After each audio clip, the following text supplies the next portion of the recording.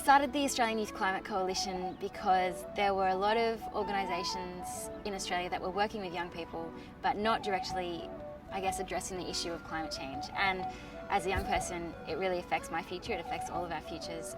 So I wanted to network those different youth organisations and give them the resources and, I guess, the ability to be able to integrate climate change activism into what they were already doing. Australia has been suffering a huge drought for the past 6 years, and it's getting to a point where there are some towns in Australia that actually don't have water anymore. They're having to truck water in from other towns.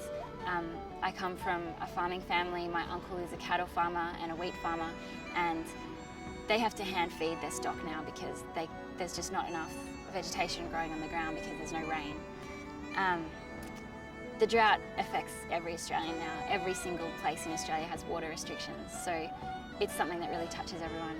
The Great Barrier Reef, which is one of the most beautiful places in the world that I have been to and absolutely love, is already starting to be destroyed. The reefs, the coral is being bleached from the increased water temperatures.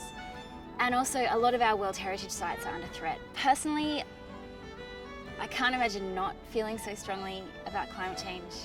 I grew up in a coal mining town. Where I'm from, Newcastle is the world's biggest coal export port.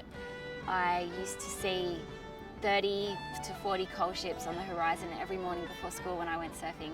And I'd always cared about the environment, but when I started learning about climate change and the impacts it would have on my region and on my country and then the world in general, particularly the Asia Pacific region, I couldn't not do something about it.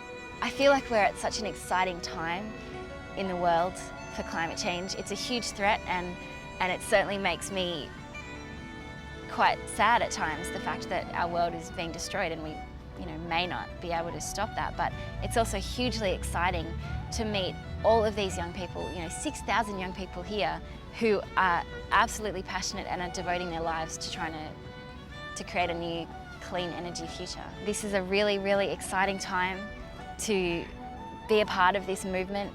There are millions of young people around the world who already care, and if we can translate that passion into action, then we will stop climate change.